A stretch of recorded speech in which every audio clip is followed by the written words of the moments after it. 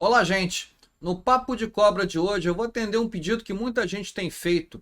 Muita gente tem me pedido uma palestra mais longa falando sobre as serpentes peçonhentas ou as serpentes de importância médica que a gente tem no Brasil.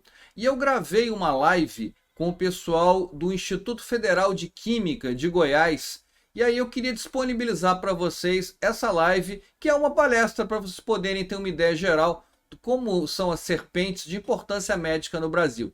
Então está disponível para vocês essa live, eu espero que vocês gostem. E semana que vem a gente volta para continuar falando sobre as serpentes dos estados brasileiros. Espero que vocês gostem. Valeu, grande abraço.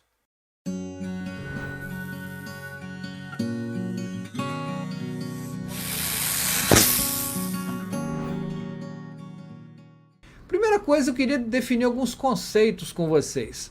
Primeira coisa é entre o conceito de peçonhento e venenoso, que embora a gente trate como sinônimo, e na divulgação científica a gente usa muito como sinônimo, tem uma diferença técnica, tem uma diferença biológica.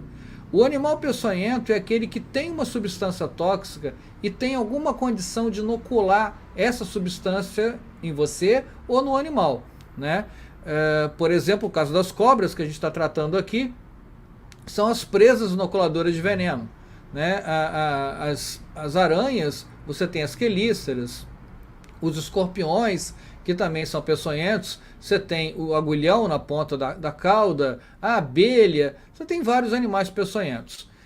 O animal venenoso, ele é um pouquinho diferente. Ele também tem uma substância tóxica, mas ele não tem condição de inocular essa substância na gente. Ele não tem um dente, ele não tem um agulhão, ele não tem uma presa, ele não tem nada que faça isso. E o melhor exemplo para isso, como vocês estão vendo aí, é o sapo, né? O sapo, ele tem veneno nas suas glândulas que ficam atrás da cabeça, mas ele não tem como injetar esse veneno em você naturalmente. Para você ser envenenado por um sapo, você tem que pegar o sapo na mão, apertar a glândula, vai sair o veneno, e esse veneno você vai ter que esfregar numa mucosa. Vai esfregar na boca, vai esfregar nos olhos, e aí você é envenenado, né? Só que, na prática, no dia a dia, as pessoas estão tão acostumadas a falar cobra venenosa que a gente já trata como sinônimo, tá? Então vocês vão me ver aqui falar várias vezes a cobra venenosa, em vez da cobra peçonhenta, a gente está fazendo uma licença poética, digamos assim, simplesmente para não ficar uma coisa muito pedante. Mas aí, biologicamente, vocês já estão sabendo qual é a diferença. Que é asiático, é sonaja. Isso em português não é verdade, tá? Em português, cobras e serpentes são sinônimos, tá? Então tem horas que eu vou falar serpente, tem horas que eu vou falar cobra, tanto faz. Então, animais que pareçam cobras porque não terem patas, nem sempre são. Então eu trouxe para vocês aqui 3 exemplos. O primeiro aqui, deixa eu pegar o mouse.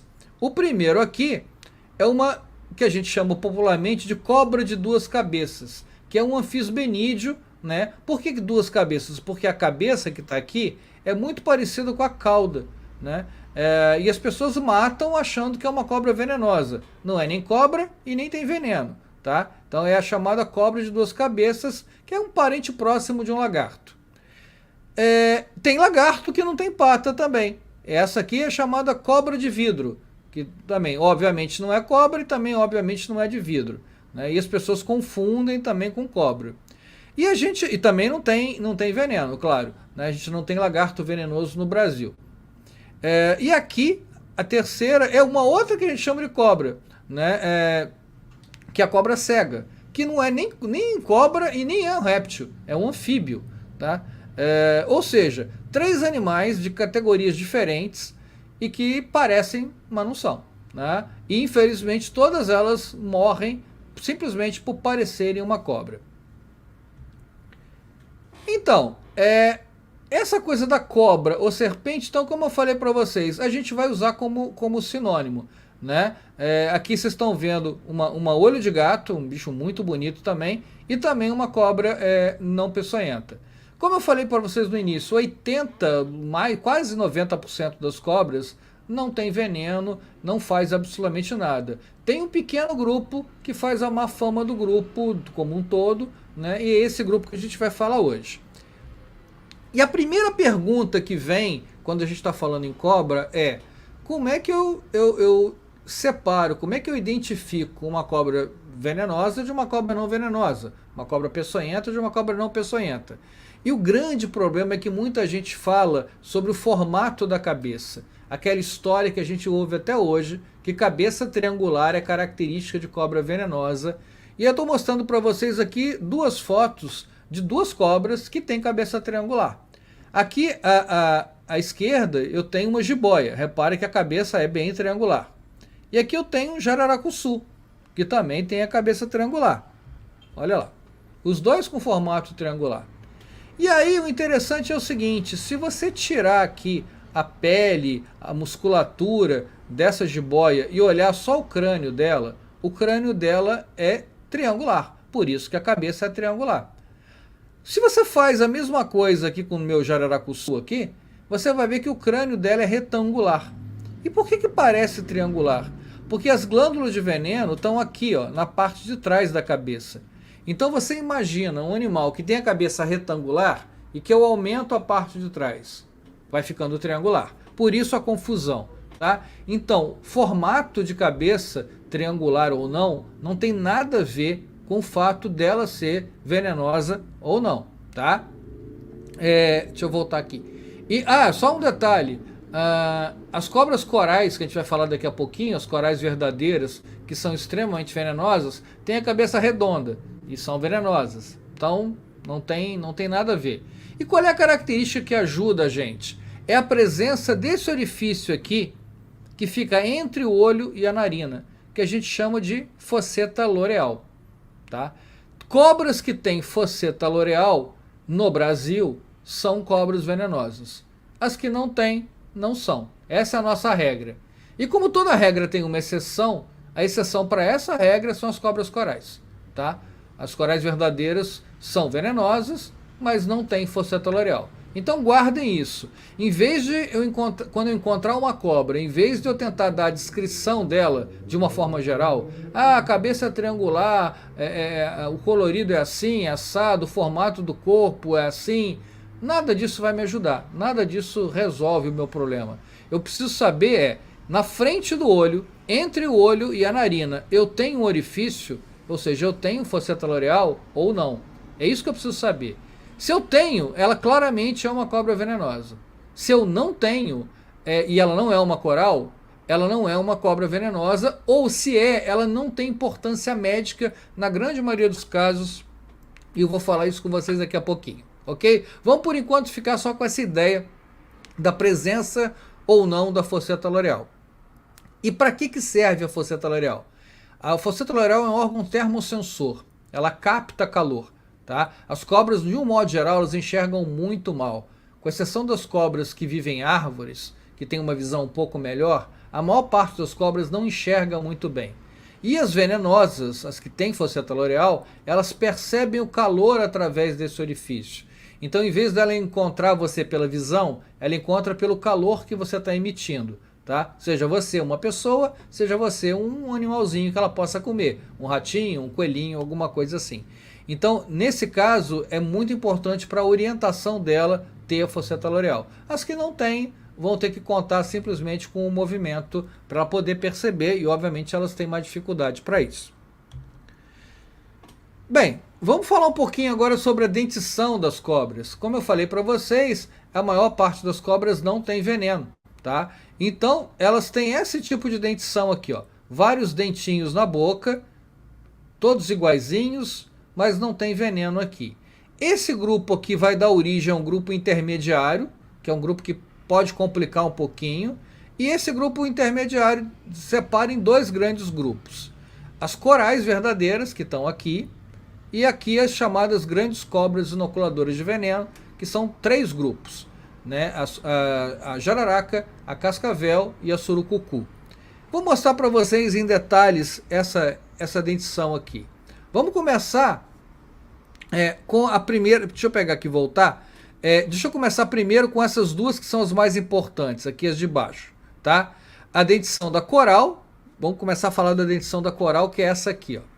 Isso aqui é a dentição da coral verdadeira. É uma dentição que a gente chama dentição proteróglifa.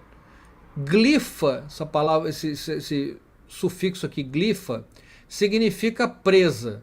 E prótero é anterior. Então, esses animais têm a presa inoculadora de veneno na região anterior da boca. Né? Vocês estão vendo aqui o maxilar dela, pequenininho, a glândula de veneno aqui em preto e o dentezinho pequenininho aqui, tá? Aqui pingando uma gotinha de veneno. Esse é o modelo das proteróglifas, das corais, que por acaso estão dentro de uma mesma família, que é a família Elapidae. Tá? Aqui vocês estão vendo o crânio de uma coral e aqui a foto. Então repara como é que o dentezinho é muito pequenininho. Esse dente aqui ele tem no máximo 2 milímetros de comprimento. E essa boca aqui ela não abre muito, né? Ela só abre 30 graus no caso das corais. Então o animal não dá bote, ele não tem condição de dar bote. Então aqui a gente tem um caso bem interessante, porque o animal é extremamente venenoso, mas ele não tem um poder de ataque muito bom. Para você ser picado por uma coral, você tem que pegá-la na mão. Tá? Então aqui é importante a gente ter cuidado com isso, não pegar a coral na mão, que acidente não vai acontecer. Então parece um paradoxo, porque é a cobra que tem o veneno mais tóxico, porém é a cobra que menos causa acidente, exatamente pelo fato dela não conseguir abrir muito a boca e ela não dá bote, ok? E aí estão elas aí, vamos começar a ver as corais aí. Então eu falei para vocês que as corais não têm fosseta loreal, então a característica é não ter fosseta loreal, e isso já atrapalha um pouco a identificação, é claro. E tem um outro problema, é que nesse caso a gente tem algumas corais que imitam o padrão de colorido da coral verdadeira, que são as chamadas falsas corais, que são aquelas que não têm veneno. Então, as corais verdadeiras todas estão num grupo chamado Micrurus. Tá? No Brasil você vai encontrar esse gênero aqui com muita facilidade e no Brasil todo. Urus é cauda, micro é pequeno. Então, micrurus aqueles que têm a cauda pequena. As falsas corais fazem mimetismo, ou seja, elas imitam o padrão de colorido das corais verdadeiras, embora elas não tenham veneno, ou se tem algumas que têm veneno, tem com uma baixa ação para o homem, o veneno vai servir para ela se alimentar do próprio alimento dela, às vezes lagartos, às vezes anfíbios, mas não tem nenhuma ação para o homem, ok? E aí a gente tem um problema, né? Porque como elas começam a se confundir, como é que eu vou separar uma coral verdadeira de uma coral falsa? Tem algumas dicas para dar para vocês. Vamos começar a ver algumas fotos de coral. Repara essa aqui, ó. Essa aqui é uma coral, né? Tem anéis vermelhos, pretos e brancos, então é uma coral. Mas repara que esses anéis só estão na parte dorsal do corpo. A parte ventral, olha, é toda branca. Esses anéis eles não dão toda a volta ao redor do corpo. Toda vez que eu tenho uma coral em que os anéis são incompletos, quando eles não dão a volta ao redor do corpo, eu tenho uma coral falsa. Uma coral que não tem veneno, tá? Aí é fácil de acertar. Mas nem tudo é tão simples assim. Então, essa é uma coral falsa. Olha essa. Agora eu tenho uma outra coral em que os anéis são completos. Os anéis dão toda a volta ao redor do corpo. Parece fácil acertar, né? Não é não. Também é uma coral falsa. Então cuidado com uma coisa. Vou voltar lá na foto anterior. Toda vez que eu tenho uma coral em que o anel é incompleto, a coral é falsa. A coral não tem veneno. Mas nem sempre quando o anel é completo, eu tenho uma coral verdadeira. Ela pode ser falsa também. E aí começa a complicar pra gente. Aí já começa a não ficar tão fácil assim. Tá? Vou pegar um exemplo aqui. Ó. Essa aqui é uma coral verdadeira. Tá? Os anéis são completos que nem a outra. E aí fica difícil de você saber quem é quem. Dica para isso. E aí, é claro que eu vou tentar facilitar para vocês um pouco, embora na prática você tem que ter realmente um pouco de experiência para perceber isso.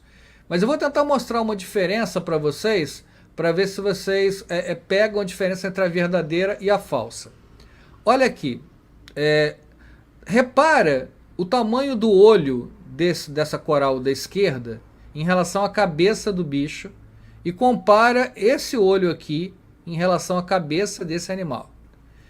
Concorda comigo que esse olho aqui é bem grande em relação à cabeça?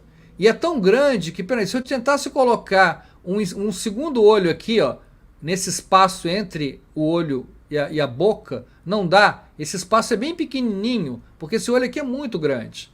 Toda vez que eu tenho uma coral com um olho muito grande, normalmente isso é uma coral falsa, tá? Uma coral que não tem veneno.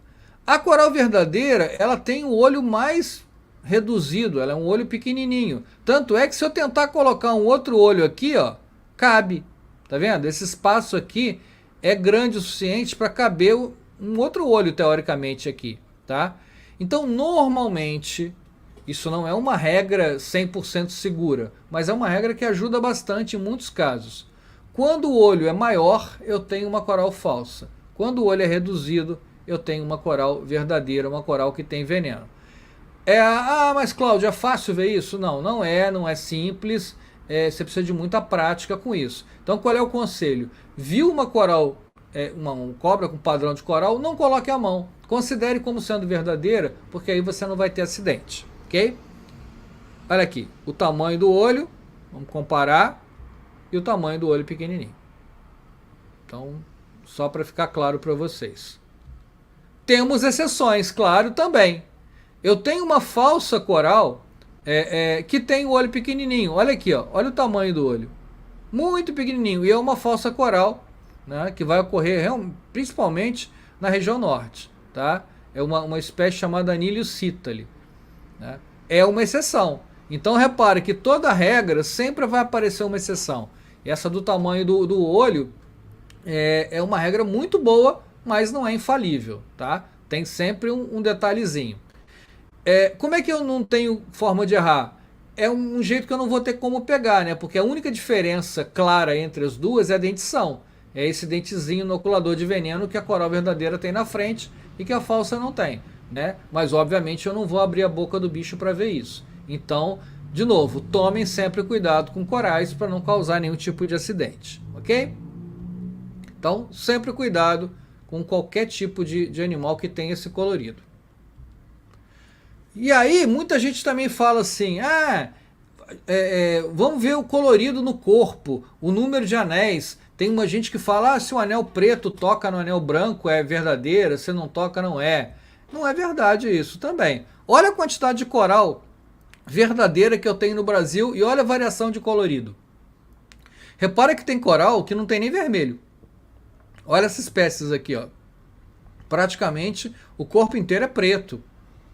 Né? Tem outras que não tem nem preto no corpo. Olha aqui, ela só tem preto na cabeça.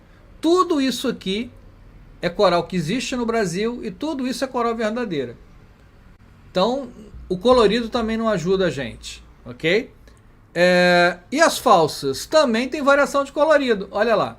Olha como é que varia o colorido das falsas. Também, ó, tem alguma falsa que também nem tem vermelho. Tá vendo como é que é muito parecido? Então por isso que a gente tem que sempre tomar cuidado. Coral é um bicho que é só não pegar na mão. Só tem acidente com coral se você quiser, tá? Só se você pegar lá na mão. Então o acidente, eu sempre falo que o acidente por coral ele é causado não pelo animal, mas por você que foi lá pegar o animal na mão, ok? A pergunta do Fagner aqui, todos os corais verdadeiros são do gênero Micrurus? Quase todas, ô Fagner. Essas aqui, ó, essas 4 primeiras aqui que estão mais escuras, elas são de um outro gênero chamado Leptomicrurus, tá? Que é basicamente um gênero amazônico. Mas todo o resto é gênero Micrurus, tá? É que normalmente a gente simplifica porque isso aqui são só poucas espécies, tá? De um modo geral, quando a gente fala coral, a gente está falando de Micrurus. Mas tem outros gêneros sim, Fagner. Tem a Leptomicrurus também. E obviamente em outros países tem outros gêneros, né? A gente está falando só dos bichos brasileiros. Então vamos voltar aqui na nossa falsa coral. E aí, eu falei para vocês que a coral ela não tem poder de ataque, ela não dá bote, mas ela tem um poder de defesa muito legal. O que ela faz? Quando ela se sente ameaçada, ela pega a cauda, olha, enrola como se fosse um rabinho de porco e levanta a cauda. Então ela compacta a cauda e ela fica fazendo esse movimento assim, ó, de pêndulo. E a cabeça? Cadê a cabeça? Tá aqui, ó. Ela esconde a cabeça ali em terra e coloca o corpo por cima. Então a pessoa se depara com uma coral onde uma extremidade está levantada, compacta nesse movimento. O que a pessoa pensa? Que essa área é a cabeça do animal. E quando ela vai pegar, ela pega por ali. A cobra imediatamente enrola na mão dela e pica com a cabeça, que está aqui, que não é o que ele pegou. Tá? E o acidente então acontece aí. Como ela não abre muito a boca, ela só consegue morder ou na ponta dos dedos ou entre os dedos. Pode acontecer dela enrolar e morder entre os dedos também. Então tem sempre que tomar cuidado. É só não pegar coral na mão que é tranquilo.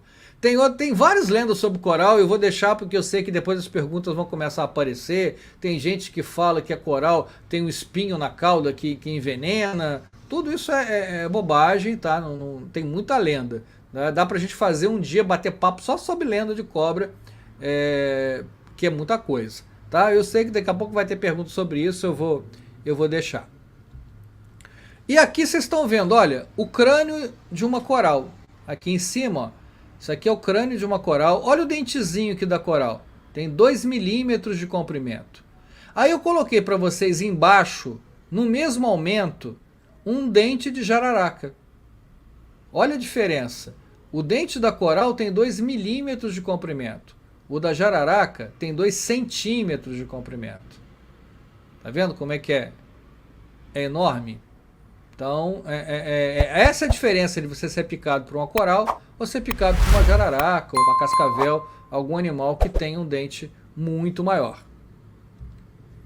E como é que, já que a gente está falando nisso, como é que é a dentição dessas cobras, da jararaca, por exemplo?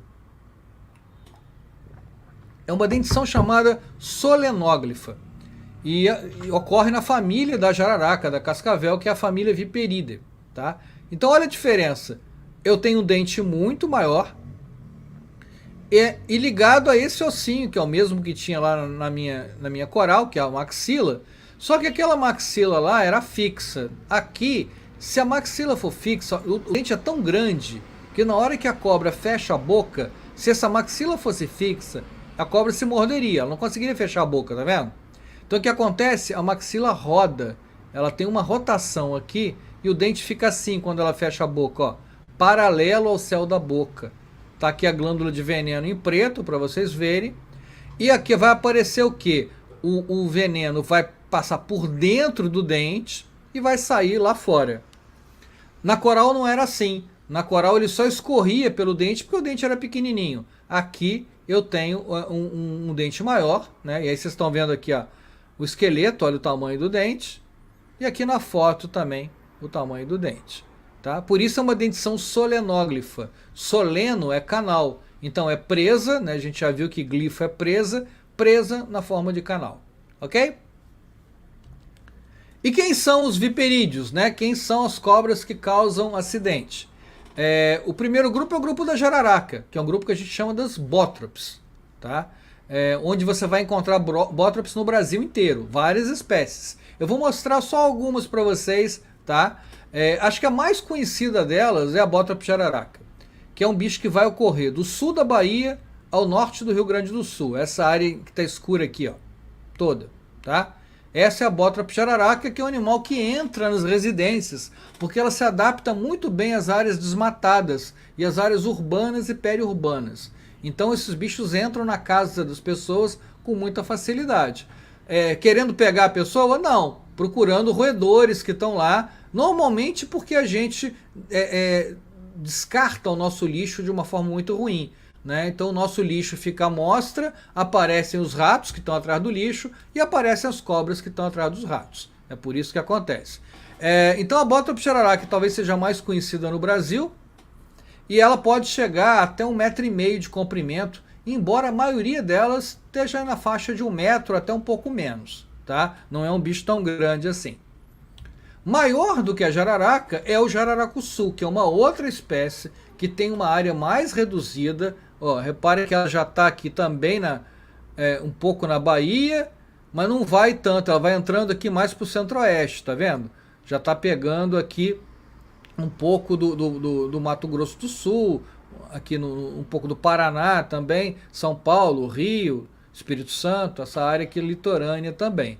O jararacuçu já é a maior jararaca que a gente tem aqui, a maior bótrops que a gente tem. É um bicho que pode chegar até 1,80 m de comprimento, principalmente as fêmeas. As fêmeas são maiores que os machos, tá? E aqui você está tendo uma foto de uma fêmea aqui. É fácil ver porque a fêmea é amarela e preta, tá? O macho normalmente ele é mais escurecido aqui, ele é mais acinzentado. Quem tem esse amarelo forte normalmente é a fêmea, ok?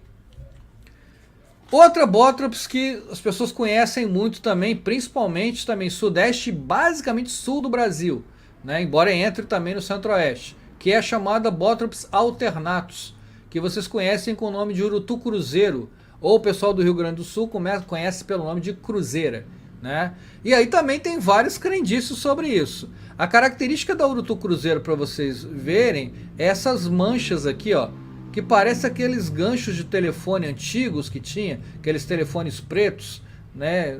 Acho que muitos de vocês só tenham visto esses telefones, né, em fotografia ou na internet, né? Mas antigamente era muito comum ter esse telefone preto nas casas, tá? Então lembra muito isso aqui. E ela é chamada de cruzeira porque aqui no alto da cabeça tem uma mancha que normalmente faz o formato de uma cruz, tá? Embora isso também não seja uma regra não, gente. Tem muita Botrops alternatus que o indivíduo não tem essa mancha de cruz. Mas como muitas têm, o pessoal apelidou de cruzeira ou de urutu cruzeiro por causa da cruz. E tem uma lenda, uma crendice, que fala, ah, o urutu tem um veneno tão potente que se ela não mata a pessoa, ela deixa a pessoa aleijada. Não é verdade também, tá? Ela tem um veneno potente, mas não é pior do que uma jararaca ou do que um jararacuçu, não. E não obrigatoriamente ela mata ou vai deixar aleijado. Só vai fazer isso se você não procurar tratamento, né, a tempo. Aí pode ser que complique. Mas se você procura tratamento, não é nada diferente de uma outra Botrops, não. E aí vamos agora pegar os bichinhos aí mais de perto de vocês, né? Bicho que pega mais no centro-oeste, também um pouco do sudeste, que é a Botrops mugine, né? Popularmente conhecida com o nome de caiçaca.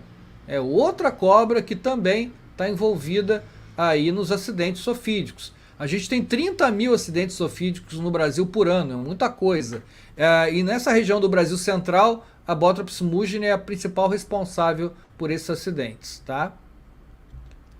Quem mais? Outra, jararaca pintada, a Botrops neovide, que é um pouquinho menor, tá? Que vai aparecer basicamente na região mais sudeste, mas também um pouco no sul, um pouquinho no centro-oeste. Não tem uma mancha tão clara, mas a incidência maior vocês estão vendo aqui no mapa, tá? Esse é um grupo que está sofrendo muitas alterações em termos de taxonomia, né? O pessoal, eu não trabalho com taxonomia, mas o pessoal que trabalha está encontrando várias espécies novas aí. Então esse grupo de jararaca pintada nos próximos anos ainda vai sofrer muitas mudanças, mas por enquanto o que está valendo é essa espécie aí, tá? No Nordeste a gente tem outra cobra de importância médica, muito importante, que é a chamada jararaca do rabo branco, é a Botrops leucurus, e ela vai aparecer, como vocês estão vendo aqui, no Nordeste, e basicamente no litoral do Nordeste, não na área de Caatinga, muito raramente na área de Caatinga, basicamente na área de litoral que vocês vão encontrar, ok? Na área de Caatinga vai ter outra também. Não tem nenhuma região do Brasil, nenhuma, que você não tenha nenhuma espécie de Botrops. Sempre você vai encontrar pelo menos uma espécie, tá? E na região amazônica a gente tem a chamada jararaca da Amazônia, que é a Botrops atrox, né? Que é um bicho basicamente amazônico. E até o pessoal da Amazônia nem chama de jararaca, chama de surucucu, meio que confundindo com a verdadeira surucucu que a gente vai falar daqui a pouquinho. Tá? Então muita gente na região norte chama esse bicho de surucucu, mas é uma jararaca, é uma Botrops também, ok? Então vocês estão vendo a distribuição aí, só para dar uma ideia geral para vocês como é que varia. E o outro segundo grupo que tem dentição solenóglifa é o grupo da cascavel. E para nossa sorte, para cascavel você só tem uma espécie, que é a Crotalus duriçus. apesar da gente ter várias subespécies, a espécie é uma só, né? Então tá aqui, olha como é que ela se distribui em boa parte do Brasil. Na Amazônia um pouco menos, mas você também tem isso meio pontual. Mas ó, no Brasil inteiro você praticamente encontra cascavel. Na verdade, hoje a gente tem 2 estados que a gente não tem um registro claro ainda de cascavel. É o Acre não tem cascavel, e o Espírito Santo, embora ainda no Espírito Santo ainda haja alguma controvérsia, que parece que recentemente encontraram uma cascavel no Espírito Santo, mas ainda não se tem certeza. Tá? Mas o resto do Brasil tem sempre alguma cascavel em algum estado, mesmo que não seja o estado inteiro, em alguma área do estado você vai encontrar. Tá? E o que caracteriza a cascavel é a presença do chocalho na ponta da cauda. Tá? E ela faz barulho, isso ajuda a gente a perceber que o animal está ali. Né? Então quando ela balança o chocalho, ela faz barulho, e aí você já escuta e não chega perto. Só isso, gente, já ajuda muito o número de acidentes a cair. Pra vocês terem uma ideia, o número de acidentes com jararaca está na faixa daqueles 30 mil que eu falei, quase 90% é causado por bótrops. Tá? A segunda colocada é cascavel, que vai para 7%. Olha a diferença, de quase 90 para 7. E tudo isso basicamente por causa do chocalho. Né? Isso ajuda muito as pessoas a perceberem lá.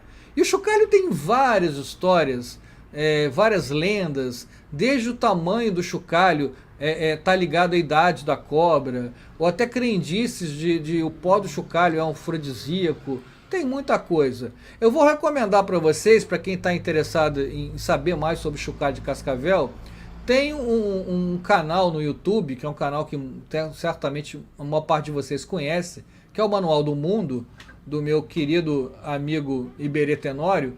A gente fez um vídeo juntos, eu e o Iberê, para o Canal do Mundo, falando sobre chocalho de cascavel. Então, se alguém tiver interesse em aprender mais sobre chocalho, e principalmente saber o que tem dentro do chocalho, porque o Iberê abriu um chocalho comigo para a gente ver o que tinha dentro, e aí por que faz barulho, e aí dá uma olhada lá, Manual do Mundo, e vocês vão gostar, tenho certeza. Deixa eu até aproveitar que eu estou falando de canal da internet, né? Falar que o meu canal lá, o Papo de Cobra, tem vídeo de todos os animais que eu estou mostrando para vocês aí. Essas jararacas, a cascavel, as corais, vídeo de como diferenciar coral verdadeiro de coral falsa. Vocês podem entrar lá no YouTube, Papo de Cobra, se inscreve lá no canal, tem mais de 200 vídeos para vocês verem, e eu acho que vai poder complementar bastante o que a gente está falando aqui, que hoje está sendo uma coisa mais rápida, mas lá vocês têm horas para ficar assistindo um monte de coisa interessante lá no canal, tá? Então, Papo de Cobra, depois, quando terminar aqui essa live, entra lá e se inscreve no canal e deixa comentário, eu adoro responder os comentários que o pessoal faz lá, ok? E o último viperídeo, né, das cobras que tem fosseta loreal, que tem dentição solenóglifa, é a surucucu pico de jaca. Também é uma espécie só no Brasil, que é a Lachesis muta, né? E é a maior cobra venenosa das Américas, é um animal que pode chegar a 3 metros de comprimento, é um bicho, e que vai aparecer em 2 regiões, na região amazônica, vocês estão vendo aqui no mapa, e no litoral do Brasil, principalmente no litoral do Nordeste, só que em áreas muito preservadas. Surucucu, pico de jaca, é um bicho muito exigente em termos de clima, em termos de ambiente. Então criar esse bicho em cativeiro não é tão fácil assim. Tá? Então qualquer desmatamento ela já sente muito e acaba saindo de perto. Né? E tanto é que esse bicho está quase em extinção em alguns lugares do Brasil. Então você vai encontrar com maior incidência na região amazônica e com uma menor incidência na Mata Atlântica, até porque a gente sabe, né, a Mata Atlântica está acabando, a gente está desmatando esse bioma maravilhoso, e aí a surucucu está infelizmente tá desaparecendo dessa região, ok? E a surucucu, como curiosidade, de todos os viperídeos que eu falei aqui, das bótrops e da cascavel, da Crotalus, ela é a única que é ovípara. Todas as outras são vivíparas, ela é ovípara, tá? E aí eu tive no laboratório a felicidade de acompanhar alguns nascimentos de surucucus, e aí eu tirei essa foto aqui para vocês verem uma surucucu nos primeiros segundos de vida, nascendo aqui do ovinho. Ela nasce com um dente pequenininho chamado dente do ovo, ela rasga a casca do ovo e aí ela já vai saindo aqui, já com veneno, claro, desde o primeiro segundo de vida. Todas as cobras venenosas têm veneno, tá? E aqui vocês estão vendo o nascimento de uma surucucu pico de jaca, ok?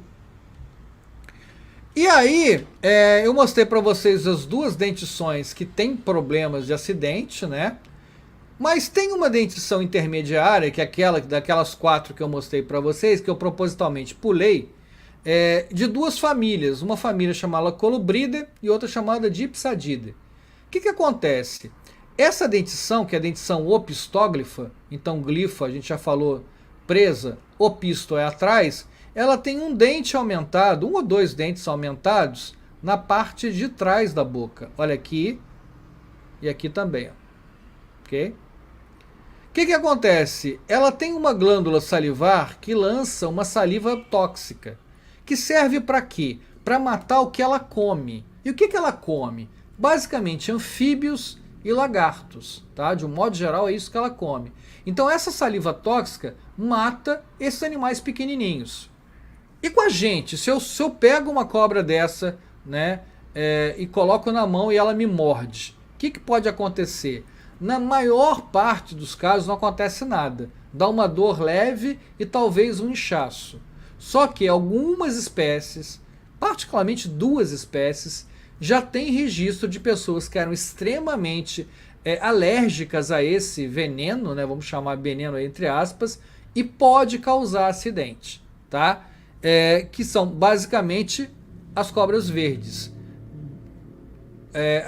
Essa aqui, que é a Philodrus olferse, e essa aqui, que é a Philodrus patagoniensis. Então vocês estão vendo aqui, ó, essa glândulazinha aqui de tóxica pode lançar esse veneno, né, e causar problema na gente. Por isso que a gente fala que, às vezes, em vez de distinguir as cobras entre venenosas e não venenosas, seria mais interessante separá-las entre cobras de importância médica e cobras sem importância médica.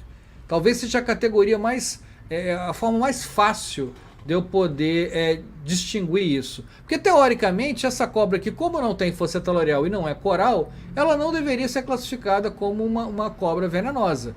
Mas ela tem uma saliva tóxica. E, apesar de rara, ela pode causar acidente, pode causar morte, tá? Muito raro, mas pode. Então, em vez da gente ficar naquela coisa, é venenoso, não é venenoso? Vamos mudar o conceito? Tem importância médica ou não tem importância médica? Porque eu tenho cobras opistóglifas que não têm importância médica, tá? Então, tem que sempre ficar atento a isso. A Ana Flávia está perguntando, tem algumas que saltam. Não, elas dão bote, elas não saltam, Ana. Elas podem se jogar de uma área mais alta para baixo, mas o que você está chamando de saltar é um bote, mas o bote ela não sai do chão, não. Tá? Ela só avança a parte anterior do corpo, dá o bote e volta. Eu não chamaria isso de saltar, tá? E aí a gente chama isso de cobra verde, pode ser cobra cipó também, porque são nomes vulgares, e é importante que vocês saibam isso, gente. A mesma cobra, em termos de nome vulgar, ela pode ter nomes diferentes em regiões diferentes. Tem lugares que chamam essa cobra mais de cobra cipó, outros chamam de cobra verde. Não tem regra para isso, tá? Não, saltar da árvore, agora que eu entendi o que a Ana Flávia está falando. Saltar, só se jogar da árvore, tá? Ela consegue, da árvore, do telhado, mas na verdade ela não está saltando, ela está se jogando no ar e a gravidade vai fazer com que ela caia, tá? Algumas cobras, e não estão no Brasil, né, conseguem planar. Elas se achatam fazendo uma folha de papel e também se jogam. E aí ela plana. Você já deve ter ouvido falar, tem cobra que voa. Ela não voa, porque a ideia de voar é você estar no chão e sair. É que nem um avião. O avião voa, ele está no chão e voa. A cobra não faz isso, mas ela pode planar. Lá no Papo de Cobra no YouTube tem um vídeo falando sobre as cobras que planam, né? Até acho que o título é isso, a cobra voa. Então depois dá uma olhada lá que vocês vão ver. Tem até imagem dessa cobra planando, mas não tem no Brasil, tá? Isso aqui não ocorre no Brasil. Por isso que eu não estou falando aqui. Vamos fazer um resumo para depois a gente poder conversar e fazer as perguntas? Vamos fazer um resumo disso aí. Então, as corais não têm fosseta loreal e tem esses anéis no corpo aqui, tá? Que podem ser de qualquer colorido e, como eu falei para vocês, às vezes nem ter, só tem aparando na cabeça e não tem anel. Então essas são os corais. A jararaca sempre tem fosseta loreal e uma característica, a cauda dela tem escamas lisas. Então toda vez que você encontrar um animal no Brasil que tem fosseta loreal e a escama da cauda ser lisa, é uma jararaca, é uma bótraps, dependendo da espécie. Se ela tiver fosseta loreal e um chocalho, né, um guiso, ela é uma cascavel. Nós já falamos isso. E se ela tiver fosseta loreal e as escamas serem arrepiadas, serem eriçadas, e tiver aqui um espinho no final da cauda, é uma surucucu, é uma láquesis. Então tá vendo como é que a gente não precisa do formato da cabeça para saber se a cobra é venenosa ou não? Então não adianta ver se a cobra é venenosa pela cabeça triangular ou não. Basta você ver, tem fosseta loreal ou não tem.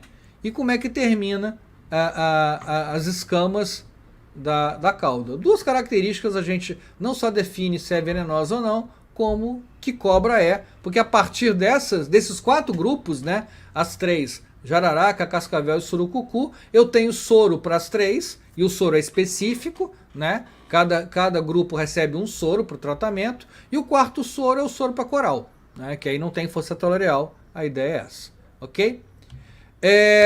E aí eu queria, antes de terminar, falar um pouquinho do projeto de divulgação científica que a gente está fazendo, que é o Papo de Cobra. Eu falei aqui sobre o canal no YouTube, mas não falei, a gente também tem posts regulares no Instagram e também no Twitter, que na verdade tem ações diferentes, né? Então os vídeos para vocês assistirem tá lá no YouTube, então vão lá, entrem, se inscrevam no canal, marquem o sininho, que 2 vezes por semana vocês vão estar recebendo vídeos novos para vocês. No Instagram a gente tem posts falando sobre as espécies, tá? Diferente do YouTube.